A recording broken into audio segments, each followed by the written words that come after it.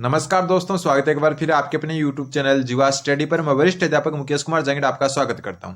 तो हम जो है रीट पात्रता परीक्षा के लिए जो कलाम की ऑफलाइन टेस्ट सीरीज चल रही है उसका माइनर टेस्ट नंबर 10 देख रहे थे, ठीक है। और अपनी जो है मूल्यांकन व मापन जो शिक्षण विधियां हैं जो हर एक सब्जेक्ट में आपके काम आती है, सबसे ज्यादा मूल्यांकन मापन से क्वेश्चन आते हैं, उसके क्वेश्चन देख रहे थे। और आज अपना जो है भाग नंबर 5 है ये, ठीक है। क्योंकि यहाँ से 15 क्वेश्चन तो आप मान के चलो अलग अलग जो है सब्जेक्ट में। तो और वैसे जो आज की जो क्लास इसमें 20 क्वेश्चन होंगे, ठीक है। 20 में से एक क्वेश्चन थोड़ा डिलीट हो गया, बाकी जो है 19 क्वेश्चन होंगे। 19 में से 3 क्वेश्चन आपके जो है गणित शिक्षण विधियों के हैं, जो सिर्फ गणित में काम आते हैं वो, ठीक है। बाकी जो आपके 16 क्वेश्चन है वो गणित में, विज्ञान में जो है ईवीएस, एसएसटी, संस्कृत, हिंदी और साइकोलॉजी तक में जो है उनसे क्वेश्चन आते हैं। तो कुल मिला के ये सभी सब्जेक्ट के लिए जो है ये जो है पूरी क्लास है, ठीक है। लेवल 1 हो या लेवल 2 हो। आज का पहला क्वेश्चन है, मूल्यांकन की प्रक्रिया की व्यापकता छात्र के समस्त व्यक्तित्व पर अपने प्रसार का उल्लेख करती है, न कि केवल उसके बौद्धिक उपलब्धि का। उपयुक्त कथन किसका है? बहुत अच्छा कथन है, ध्यान रखना है। और कथन से आपके लगभग 3 से 4 क्वेश्चन आ जाते हैं पूरे पेपर में कि मूल्यांकन की प्रक्रिया की व्यापकता छात्र के समस्त व्यक्तित्व पर अपने प्रसार का उल्लेख करती है, न कि उसकी केवल बौद्धिक उपलब्धि पर। यानी केवल बौद्धिक उपलब्धि पर नहीं, पूरे के पूरे व्यक्तित्व पर मूल्यांकन प्रभावित करता है। तो इसका जो उत्तर हो जाएगा वो हो जाएगा ऑप्शन नंबर जो है 3, रेमर्स एवं गेज की जो है क्या है, परिभाषा है। ये एक शायद क्वेश्चन अपने पहले भी आ चुका है। अगला क्वेश्चन है, अच्छी परीक्षा में क्या आवश्यक है? अच्छी परीक्षा में क्या आवश्यक है? उत्तर अपना सोच के रखें, मैं आपको बता देता हूं। देखो, एक अच्छी परीक्षा या परीक्षण होता है उसमें विश्वसनीयता होनी चाहिए। बिल्कुल विश्वसनीयता बार बार चर्चा कर चुके हैं, अगर कंफ्यूज होते हो तो फिर मैं बता देता हूं। विश्वसनीयता का मतलब है कि जब एक ही परीक्षा को अलग अलग समय पर लिया जाए फिर भी परीक्षण जो का परिणाम जो है वो समान रहे, ठीक है। वस्तुनिष्ठता होगी, बिल्कुल। यानी कि किसी भी जो है परीक्षा का जो है कॉपी, मान लो कि एक जो है 2 अलग अलग टीचर भी चेक करें तो भी जो है आपका जो है परिणाम क्या होना चाहिए, परिणाम फिर भी सेम हो। मतलब 2 अलग अलग व्यक्ति या 2 अलग अलग शिक्षक जो है किसी कॉपी को चेक करें या फिर मूल्यांकन कर रहे हैं, फिर भी जो है मूल्यांकन का परिणाम सेम रहे, तो उसको कहते हैं वस्तुनिष्ठता। यहाँ पर 2 शिक्षक होते हैं या 2 अलग अलग जो है समय होता है। विभेदीकरण का तात्पर्य होता है कि बच्चा जो है कौन अच्छा है पढ़ने में, किसकी उपलब्धि अच्छी है, किसकी कम है, कौन जो है थोड़ा सा पिछड़ा हुआ है। ये इनका विभेद करने में भी परीक्षा जो है उत्तम होनी चाहिए, तो ये भी इसका ही गुण है। तो उत्तर हो जाएगा इनमें से सभी। यानी कि एक अच्छी परीक्षा में विश्वसनीयता, वस्तुनिष्ठता और विभेदीकरण तीनों होने चाहिए। अगला क्वेश्चन है आपका, देखो मैं बोला था ना आपको कि 3 क्वेश्चन के अलावा जो है 3 क्वेश्चन ऐसे हैं जो आपके सिर्फ विज्ञान और गणित से संबंधित है, बाकी सारा का सारा जो है वो हर एक जो है हिंदी, इंग्लिश, संस्कृत सब में काम आने वाला है। देखो यहाँ पर देखो बात हो रही है विज्ञान शिक्षण में विद्यार्थियों की अधिगम कठिनाइयों के निदान के उपरांत किस प्रकार के शिक्षण की व्यवस्था की जानी चाहिए। यहाँ सिर्फ नाम विज्ञान आने से ऐसा नहीं है कि सिर्फ विज्ञान का ही काम है। अगर मैं यहाँ पर सामाजिक लिख देता तो सामाजिक विज्ञान हो जाता। सामाजिक विज्ञान शिक्षण में विद्यार्थी की अधिगम कठिनाई के निदान के उपरांत किस प्रकार के शिक्षण की व्यवस्था की जानी चाहिए। तो आपको पता है निदान के बाद कौन सा होता है? निदान में क्या होता है, आपका जो है कारणों का पता लगाया जाता है कि कोई जो है अधिगम में कठिनाई किस लिए आ रही है और उन कारणों का इलाज या उनको दूर कहां से किया जाता है, उपचारात्मक शिक्षण में, ठीक है। ये शिक्षण है, ध्यान रखना। तो उत्तर क्या हो जाएगा आपका ऑप्शन नंबर 4। इसको विज्ञान से जोड़ के ना देखें, हर सब्जेक्ट में ये क्वेश्चन है आ सकता है।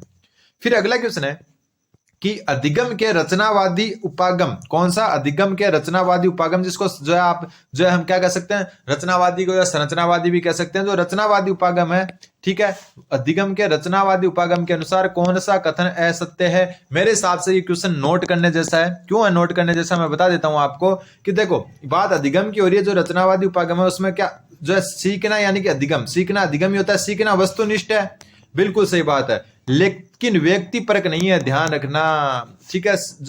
व्यक्ति परक नहीं मतलब जो है सीखना जो है क्या है, वस्तुनिष्ठ है, बिल्कुल सही है। व्यक्ति परक नहीं है, गलत है। क्यों? क्योंकि सीखना क्या होता है, व्यक्ति परक होता है, मतलब इंडिविजुअल होता है, हर व्यक्ति के लिए अलग अलग होता है। तो ये क्या होता है, व्यक्ति परक होता है। तो यही गलत हो गया है, मतलब पूरा कथन सही नहीं है। पहला जो सही है इसका कि सीखना वस्तुनिष्ठ है, बिल्कुल है, लेकिन व्यक्ति परक नहीं है, बिल्कुल गलत है। व्यक्ति परक है, तो पहला ही इसका उत्तर हो जाएगा। बाकी आपको ध्यान रखना है, सीखना व्यक्तिगत एवं सामाजिक प्रक्रिया दोनों है, बिल्कुल। ज्ञान का निर्माण होता है ना कि स्थानांतरण, बिल्कुल। ज्ञान का क्या होता है, निर्माण होता है, स्थानांतरण नहीं होता। मान लो मैं आपको अभी जो पढ़ा रहा हूं, इससे ये नहीं है कि स्थानांतरण नहीं हो रहा, इसमें आप में नए ज्ञान का निर्माण हो रहा है। स्थानांतरण का मतलब तो हो गया कि मुझे कुछ आ रहा है, मैंने आपको बता दिया अधिगम के बारे में, तो मैं भूल जाऊं, वो होता है स्थानांतरण। तो मैं तो भूल नहीं रहा, आप में जो है नए ज्ञान का क्या हो रहा है, निर्माण हो रहा है। बिल्कुल सही। ज्ञान सक्रिय रूप से निर्मित होता है, बिल्कुल सक्रिय रहने से ही ज्ञान क्या होता है, निर्मित होता है, और सक्रिय रूप में ही निर्मित होता है। तो पहला है सत्य हो गया। अगला क्वेश्चन, मस्तिष्क उद्वेलन विधि के विकासकर्ता कौन है? मस्तिष्क उद्वेलन विधि, इसमें क्या होता है, कोई समस्या दे दी जाती है और फिर जो है बच्चे को स्वतंत्र छोड़ दिया जाता है कि अपने दिमाग का यूज करके आपको जो है उसका हल करना है। तो ध्यान रखना, मस्तिष्क उद्वेलन विधि है, उसके विकासकर्ता का नाम जो है, मेरे हिसाब से क्वेश्चन कई बार आ चुका है, ओसबोर्न, AF ओसबोर्न जो है इसका सही उत्तर हो जाएगा। ठीक है, AF ओसबोर्न है, उनकी विधि का नाम है मस्तिष्क उद्वेलन विधि। कई बार इंग्लिश में भी लिखा जाता है डायरेक्ट, ये होती है ब्रेन स्ट्रोमिंग विधि। कौन सी? Brain storming method. कई बार हिंदी में ऐसे ही लिखा जाता है ब्रेन स्ट्रोमिंग, तो आपको ध्यान रखना है ब्रेन स्ट्रोमिंग मतलब हो गया मस्तिष्क उद्वेलन। ठीक है, तो उत्तर हो जाएगा इसका ओसबोर्न जो है इसके प्रतिपादक या विकास करता है। अगला क्वेश्चन है आपका कि पर्यवेक्षित अध्ययन विधि में अध्यापक की भूमिका क्या होती है? तो देखो, सबसे पहले हम बात करें पर्यवेक्षित अध्ययन विधि जो है इसके प्रतिपादक कौन है? कौन प्रतिपादक? तो इसके प्रतिपादक है आपके इकाई विधि वाले ही। कौन? मॉरिसन। कौन से? मॉरिसन। और आपको पता है मॉरिसन की एक और विधि है जिसका नाम है इकाई विधि। कौन सी विधि? इकाई विधि। ठीक है, तो पर्यवेक्षित अध्ययन विधि का प्रतिपादक है आपके मॉरिसन। और इसमें जो अध्यापक है उसकी भूमिका होती है मार्गदर्शक के रूप में। किसमें?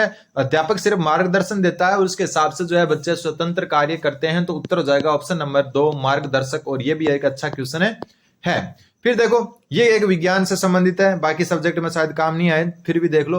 विज्ञान शिक्षण में पाठ्य सहगामी क्रिया का उदाहरण है। पाठ्य सहगामी मतलब जो पढ़ने में क्या करे, जो है सहायता प्रदान करे। तो विज्ञान शिक्षण में पाठ्य सहगामी, देखो चार्ट भी हो सकता है, मॉडल भी हो सकता है, बुलेटिन बोर्ड भी हो सकता है, लेकिन बात यहाँ पे विज्ञान शिक्षण की हो रही है। तो उत्तर होगा ऑप्शन नंबर 4 विज्ञान क्लब। विज्ञान क्लब है वो पाठ्य सहगामी जो है क्रिया होती है किसमें? विज्ञान शिक्षण में। अगला क्वेश्चन, ये सिर्फ विज्ञान वाले स्टूडेंट के लिए था, बाकी जो है सारे जो है ये क्वेश्चन आपका जो है डिलीट क्वेश्चन है क्योंकि ये यहाँ पर उत्तर ही नहीं है इसमें।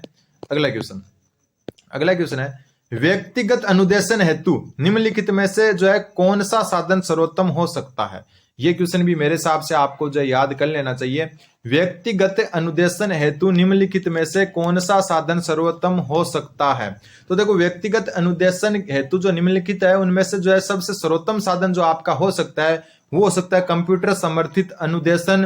और मेरे हिसाब से नोट कर सकते हो आपको, क्योंकि देखो कक्षा में पढ़ाना, चार्ट का उपयोग करते हुए पढ़ाना, रेडियो का उपयोग करते हुए पढ़ाना, ये सब को गलत मानकर उत्तर होगा आपका कंप्यूटर समर्थित अनुदेशन। और ये होता है आपका व्यक्तिगत अनुदेशन विधि का जो सर्वोत्तम साधन। अगला क्वेश्चन है निम्नलिखित में से कौन सा समूह जो है प्रक्षेपित सामग्री का है? प्रक्षेपित मतलब प्रोजेक्टिव। क्या हो गया? जो प्रोजेक्टर होते हैं ना, प्रोजेक्टर तो आप शायद जानते होंगे, जैसे जो एक डिब्बा सा होता है उसमें से रोशनी निकलती है और सामने एक सफेद पर्दे पर जो गिरती है फिल्म के जैसे चलता है, तो वो होता है आपका प्रोजेक्टर। तो कौन कौन सा जो है पूरा का पूरा समूह प्रोजेक्टर का है? तो देखो, ऐसे क्वेश्चन अगर आपको नहीं आए तो थोड़े से आप जो है मतलब कोई नाम याद नहीं हो तो ऐसे जो है अलग तरीके से भी कर सकते हो। कैसे? जैसे टेलीविजन प्रक्षेपित नहीं है, ठीक है। अब आप बोलोगे तो उसमें तो प्रक्षेपण होता है, प्रक्षेपण का मतलब सामने प्रक्षेपित हो, कहीं दीवार पर या पर्दे पर, ऐसा नहीं होता। टेलीविजन आपकी सर्वदर्शी सामग्री है, ठीक है, प्रक्षेपित नहीं मान सकते इसको। ये इलेक्ट्रॉनिक है, ये अलग बात है, प्रक्षेपित नहीं मान सकते। कंप्यूटर को भी प्रक्षेपित नहीं मान सकते, पपेट को भी नहीं मान सकते, तो ये तो पूरा ही कैंसिल है, ठीक है। प्रदर्शन यानी प्रदर्शनी होती है, आप मॉडल लगा रखा है, आपने बता रखा है, क्या वो प्रक्षेपित होती है? बिल्कुल नहीं होती, ठीक है। फिर बात करें जो है यहाँ पर रेडियो क्या प्रक्षेपित होती है? बिल्कुल नहीं। रेडियो से क्या आप कोई रोशनी निकल के सामने पर्दे पर चित्र बनता है? तो बिल्कुल नहीं बनता। तो उत्तर तो आपके सामने ऑप्शन नंबर 2 फिल्म स्ट्रिप। आपने जो है देखा होगा फिल्म स्ट्रिप का मतलब क्या हो गया कि आपने सिनेमा हॉल जो देखे होंगे, पीछे एक जो है ऊपर से रोशनी आती है, सामने पर्दे पर गिरती है, ठीक है। पहले ऐसा होता था, ठीक है। आजकल तो कुछ जो है थोड़े अलग हो गए सिनेमा हॉल, ठीक है, लेकिन पहले क्या होता था ज्यादातर सिनेमा हॉल में कि पीछे से रोशनी आती थी और सामने पर्दे पर गिरती थी ऊपर से, ठीक है। तो ये जो है आपका प्रोजेक्टर होता है, बिल्कुल। स्लाइड्स, ये नाम नोट कर लेना, ये भी प्रोजेक्टर की श्रेणी में आता है, प्रक्षेपित सामग्री की श्रेणी में।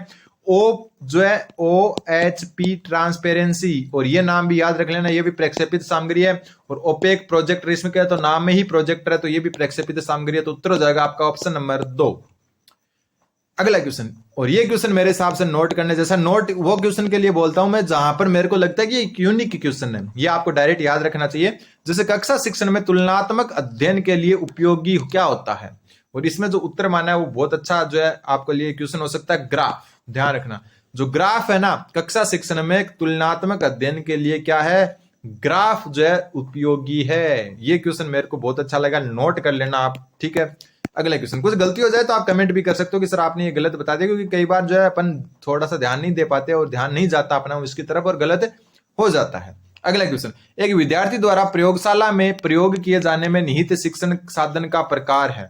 एक विद्यार्थी द्वारा प्रयोगशाला में प्रयोग किए जाने में निहित शिक्षण साधन का प्रकार है, तो ये भी एक अच्छा क्वेश्चन है। उत्तर हो जाएगा इसका क्रियात्मक साधन, ठीक है। एक प्रयोगशाला में क्रियात्मक यानी कि करके सीखने वाले साधन ज्यादा उपयोगी होते हैं। क्या?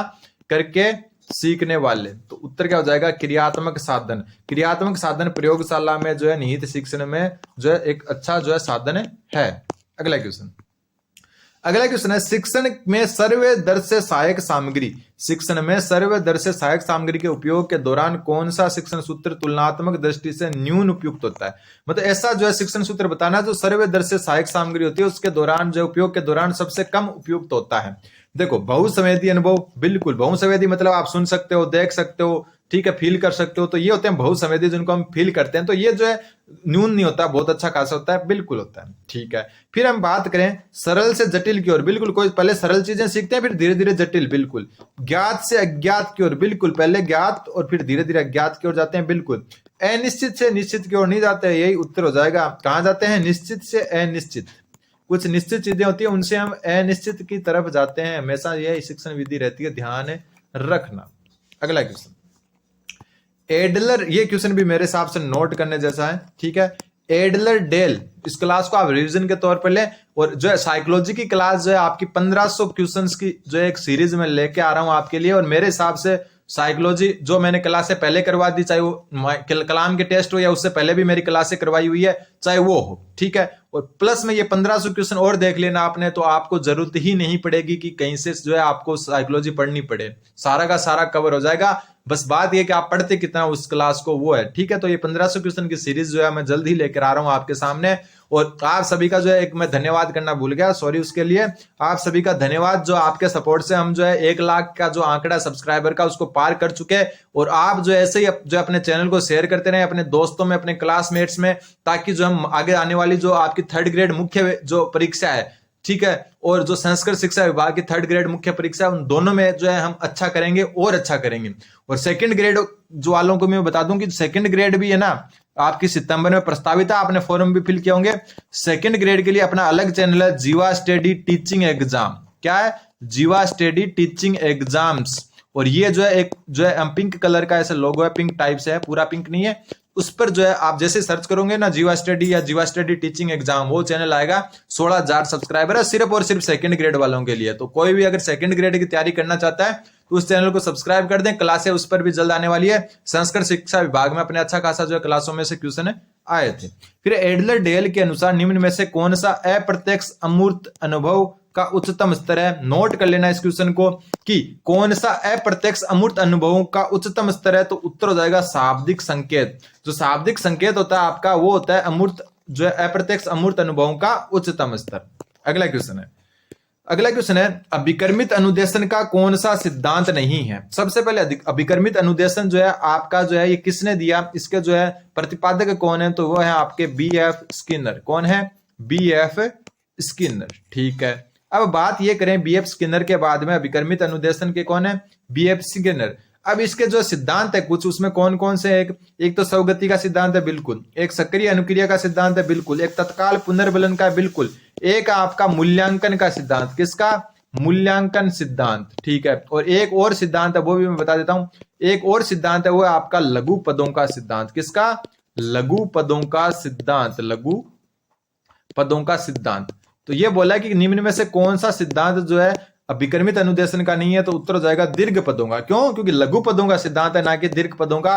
बाकी स्वगति का है, सक्रिय अनुक्रिया का है, तत्काल पुनर्बलन का और मूल्यांकन का है, ठीक है। अगला क्वेश्चन, अगला क्वेश्चन है आपका कि निम्नलिखित में से जो है, निम्नलिखित में से कौन सी शिक्षण विधि का औपचारिक कक्षा व्यवस्था में प्रयोग करना कठिन है। मतलब जो एक औपचारिक कक्षा होती है उसमें कौन सी शिक्षण विधि का प्रयोग करना जो है सबसे कठिन है। तो ध्यान रखना, ये भी अच्छा क्वेश्चन है। उत्तर हो जाएगा प्रयोजना विधि। प्रयोजना विधि, ठीक है, इंग्लिश नाम दिखा देता हूं प्रयोजना विधि का, प्रोजेक्ट विधि। जो प्रोजेक्ट विधि है आपकी, कौन सी मेथड, प्रोजेक्ट मेथड या प्रोजेक्ट विधि या प्रयोजना विधि, इसका जो है एक औपचारिक कक्षा में प्रयोग करना क्या होता है, कठिन होता है। अगला क्वेश्चन, अगला क्वेश्चन आपका, गणित शिक्षण के दौरान उत्पन्न होने वाली समस्याओं का प्रमुख कारण क्या नहीं है। यह गणित की शिक्षण विधि से संबंधित है, मैं आपको पहले कह चुका था, 2-3 क्वेश्चन आएंगे ऐसे। तो देखो, गणित शिक्षण के दौरान उत्पन्न होने वाली समस्या का प्रमुख कारण क्या नहीं है। कक्षा का भौतिक वातावरण, बिल्कुल ये जो है कारण होता है। शिक्षण प्रक्रिया में मूर्त वस्तुओं का प्रयोग न करना, तो शिक्षण प्रक्रिया में मूर्त वस्तुओं का प्रयोग न करना जो है, ये भी जो है आपका जो है समस्या का कारण है। उपयुक्त मूल्यांकन पद्धति का अभाव, तो ये भी कारण है। तो उत्तर क्या हो जाएगा, उपयुक्त सभी या उपरोक्त सभी। उपरोक्त सभी जो है आपके क्या है, समस्या के कारण है गणित शिक्षण में। अगला क्वेश्चन, अब देखो ये क्वेश्चन आपका हर एक शिक्षण विधि में काम आने वाला है।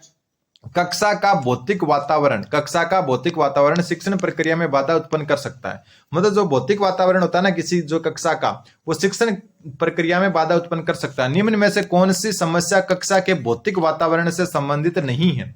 देखो, भौतिक वातावरण होता है जो अपने आसपास जैसे भवन है, जो है ये सारे जो चीजें जो फिजिकल रूप में मौजूद होती है, ये होता है भौतिक वातावरण। तो कौन सा जो है भौतिक वातावरण से संबंधित नहीं है, ये पूछा है। पर्याप्त रोशनी का अभाव, बिल्कुल ये भौतिक का कारण है। ठीक है, भौतिक कारण क्यों है कि आपको रोशनदान रखने चाहिए क्लास में, रोशनी की पूरा पर्याप्त जो है सूर्य की रोशनी मिल सके। ठीक है, फिर आपका जो है बच्चों की अधिक संख्या, तो ये भी आपका भौतिक कारण है, ध्यान रखना, नोट कर लेना। क्या कर लेना, नोट कर लेना। ठीक है, फिर अगला आपका श्यामपट्ट का खराब होना, तो ये भी भौतिक है। तो कौन सा नहीं है, बच्चों की अनियमित उपस्थिति। ठीक है, बच्चों की अनियमित उपस्थिति भौतिक कारक नहीं। ठीक है, तो उत्तर क्या हो जाएगा आपका, बच्चों की जो अनियमित उपस्थिति है ये भौतिक कारक नहीं होता है। अगला क्वेश्चन, अगला क्वेश्चन है आपका, अगला दो जो क्वेश्चन अगले वो गणित शिक्षण से संबंधित है कि गणित शिक्षण में शिक्षक की अपर्याप्त तैयारी से संबंधित समस्या है। ठीक है, गणित शिक्षण में जो शिक्षक है उसकी अपर्याप्त तैयारी है, उससे संबंधित कौन कौन सी समस्याएं हो सकती है। सबसे पहले पाठ्य पुस्तक केंद्रित अध्यापन विद्या अपनाना। ठीक है, कोई भी अगर शिक्षक है वो अपर्याप्त तैयारी से संबंधित इसलिए होगा कि वह क्या है, पाठ्य पुस्तक केंद्रित हो रहा है। ठीक है, बच्चों को जो है उस पाठ्य पुस्तक के ज्ञान को बाहरी ज्ञान से नहीं जोड़ पा रहा है। सतत प्रशिक्षण कार्यक्रमों का अभाव, बिल्कुल। औपचारिक गणित को बच्चों के अनुभवात्मक अधिगम से नहीं जोड़ पाना, यही बात ऊपर कह चुका। औपचारिक गणित का मतलब जो आपकी बुक है उसको आप बाहर के ज्ञान से नहीं जोड़ पा रहे, ठीक है, या फिर उनको प्रैक्टिकल नहीं दिखा पा रहे, तो ये जो है आपकी जो है सारी कमियां हो सकती है। तो उत्तर हो जाएगा उपयुक्त सभी। और आज का लास्ट क्वेश्चन और सबसे ज्यादा आया हुआ क्वेश्चन आज तक रीट में, शिक्षण विधियों में, गणित की शिक्षण विधियों में, चाहे वो लेवल 1 हो या लेवल 2 हो या सीटेट हो, कि रेखा गणित के लिए सर्वाधिक उपयुक्त विधि कौन सी है। नोट कर सकते हो मैथ वाले स्टूडेंट। उत्तर हो जाएगा आपका ऑप्शन नंबर 4, संश्लेषण विधि। ठीक है, जो संश्लेषण विधि है आपकी वो रेखा गणित के लिए सबसे उपयुक्त विधि है। तो उम्मीद है आपके समझ में आया होगा। चैनल को सब्सक्राइब करें। धन्यवाद, बने रहें जीवा स्टडी के साथ। और सेकंड ग्रेड वाले जीवा स्टडी टीचिंग एग्जाम नाम से 16,000 सब्सक्राइबर का अपना दूसरा चैनल है, वहां से जुड़ सकते हैं, सिर्फ सेकंड ग्रेड वाले। ठीक है, धन्यवाद, बने रहें जीवा स्टडी के साथ।